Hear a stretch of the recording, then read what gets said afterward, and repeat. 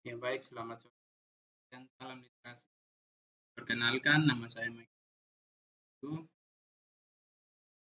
dengan NIM 2210110090.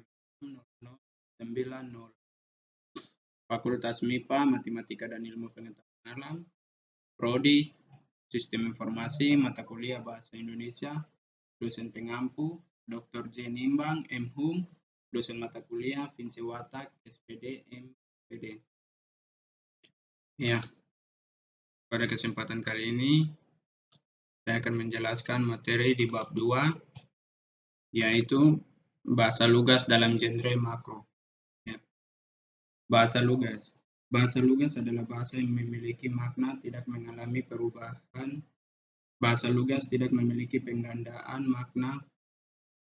Bahasa lugas disebut juga bahasa denotasi. Ya. Artinya bahwa bahasa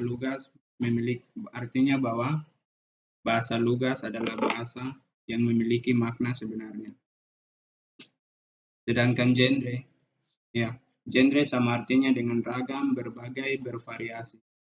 Sedangkan makro artinya luas atau besar, sehingga dapat disimpulkan bahwa genre makro adalah genre kompleks atau teks majemuk, yaitu teks yang berwujud dalam campuran dari berbagai jenis teks. Contohnya seperti negosiasi, editorial, iklan, brosur, surat, proposal, artikel ilmiah, dan pidato. Yang berikut kaidah-kaidah kebahasaan dalam genre makro ya.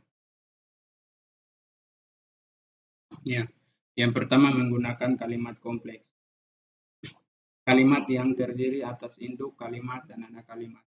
Artinya bahwa dalam membuat kalimat harus ada ketergantungan antara induk kalimat dan anak kalimat sehingga anak kalimat menjadi pelengkapnya.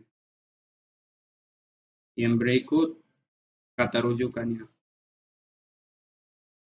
Kata rujukan kata yang dipergunakan untuk merujuk bagian teks sebelumnya maupun sesudah dalam suatu kalimat. Ya. Berdasarkan jenisnya, kata rujukan ada 3. Yang pertama, kata rujukan benda, kata rujukan tempat, dan kata rujukan orang atau personil. Yang berikut konjungsi ya. Konjungsi kata hubung yang berfungsi menjembatani antar kata atau antar klausa. Konjungsi adalah kata penghubung ya. Dalam membuat suatu karya ilmiah pasti menggunakan konjungsi. Yang berikut diksi. Diksi adalah pilihan kata ya. Pilihan kata agar gagasan dapat tersampaikan dengan baik. Artinya bahwa dalam membuat karya ilmiah kita harus menulis. Yang berikut kata sifat ya. Kata sifat adalah kata yang menerangkan karakter suatu hal atau benda. Kata sifat dapat menimbulkan kesan pada kata benda atau kata ganti menjadi lebih spesifik ya. Dan hidup. Yang berikut kata kerja. Kata kerja biasanya terdapat dalam predikat dalam suatu frasa atau kalimat. Kata yang menyatakan tindakan, keberadaan, pengalaman, atau pengertian dinamis lainnya. Berikut kata keterangannya. Kata keterangan memberi penjelasan mengenai suatu suasana, keadaan, waktu, ataupun lokasi. Ya. Yang berikut jenis teks genre makro. Yang pertama, teks wawancara ya. Teks wawancara ini adalah merupakan teks tanya jawab atau menggali sebuah informasi ya dari narasumber. Dalam struktur teks wawancara ada berisi judul, orientasi, isi, dan reorientasi ya.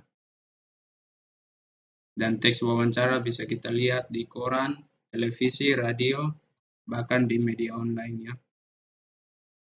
Yang berikut teks berita. Teks berita adalah teks yang melaporkan suatu kejadian ataupun peristiwa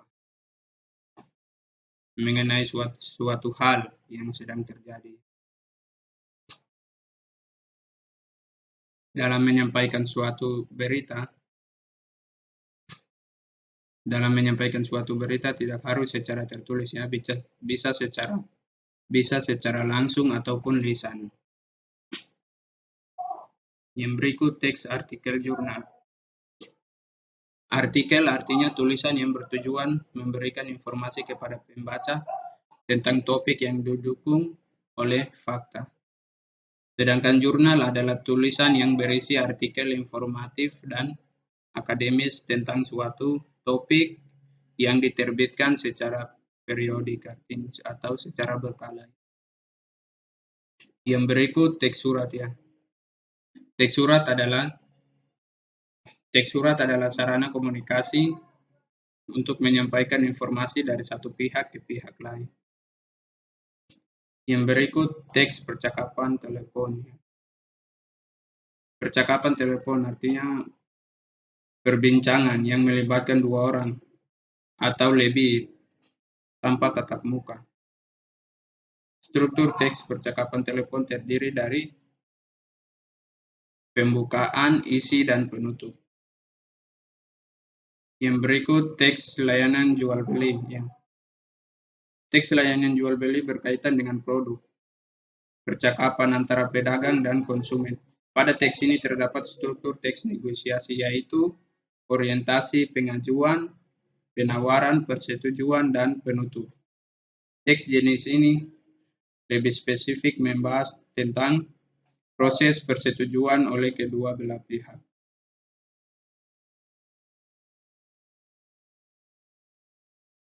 Ya, baik, terima kasih.